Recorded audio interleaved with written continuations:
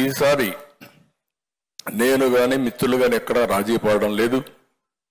3 రాజకీయ పార్టీలు కూడా ఒకే ఆలోచన చేశాం. సమర్థవంతమైన వ్యక్తులను పెట్టి వినబిలిటీ క్రైటీరియా పెట్టుకొని ముందుకు పోతున్నాం. నేనైతే 40 ఏళ్ళు నేను చూశాను రాజకీయాలు ఎంపిక చేసినప్పుడు. మేము ఫస్ట్ టైం 85లోనే సర్వేలు చేసి సర్వేల ఆధారంగా ఎవరైతే గెలుస్తారో అవి కూడా చూసుకొని డిబేట్ చేసి ఆ రోజు మన నాయకుడు ఎన్టీ రామారావు గారి దగ్గర కూర్చొని రాత్రి మగుళ్ళు ఎంపిక చేసేవాళ్ళం. ఈరోజు మీరు చూస్తే నేను 4-5 సర్వేలు తెప్పించాను.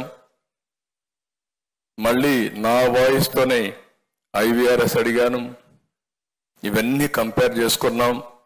ఈరోజు ఎంపిక చేసిన విధానం మీరు చూస్తే రాగద్వేషాలకు అతీతంగా, రికమెండేషన్లకు అతీతంగా ఏకైక లక్ష్యం వినబిలిటీ,